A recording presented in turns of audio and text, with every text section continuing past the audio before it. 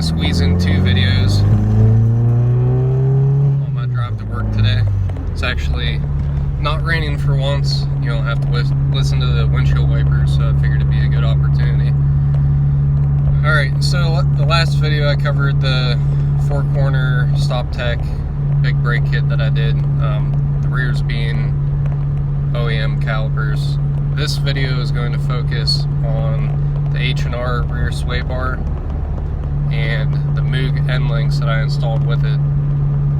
It's been a few thousand miles since I did that. I haven't got to hit the track or the tail of the dragon or anything too crazy since doing the rear sway bar, but my local twisty spots have definitely proven that to be a worthwhile mod. Absolutely 0 complaints, no noise, no rattles, squeaks, no fitment issues. It went on perfect, which is what you'd expect with German-made parts versus I'd say probably 95% of the competition to H&R is manufacturing theirs in China. So while you might see a cheaper option that's not as well made, definitely wouldn't be as good of a value if you're looking at what you're getting for your money. So as far as the results, now that I've got some miles on the car and been able to actually get the car up on the sway bar and some aggressive cornering, the dynamics of the handling are drastically changed. Where on a stock car, if you were to imagine a pivot point for the car, like a rod sticking straight down through it, with the front end push, the understeer that you get in stock form, that point would be out near the front of the hood. A pretty predictable understeer situation in any hard turn-in with the stock setup, regardless of stock tires or upgraded tires. The car just wants to keep going straight. With the H&R sway bar, that imaginary pole that the car pivots on is just behind my shoulder.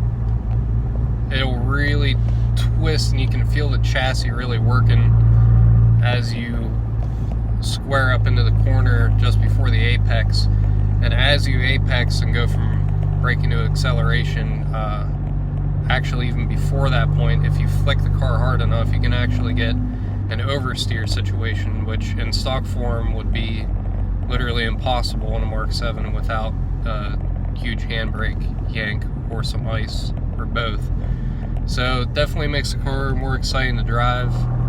I wouldn't call it dangerous, but if you don't have rear-wheel drive or all-wheel drive experience, it's definitely something you want to ease into in a controlled environment.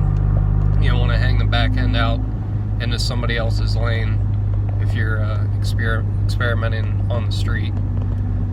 So with that said, I'd absolutely recommend the H&R 26mm rear sway bar.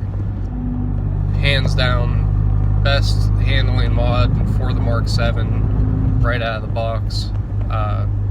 Coilovers, front sway bar, not for everybody. I can do another video touching on that. The same Rapid Edition that I'm doing, basically the same big brake kit as my car on. We'll also be doing B16 adjustable coilovers on it, so we can touch more on if coilovers might be for you, or if it's not really something that you'll get the most money for your, wow, stumbling hard there. Not really something that you'll, we'll say, use to its full potential. So looking forward to that video and the reviews on that car.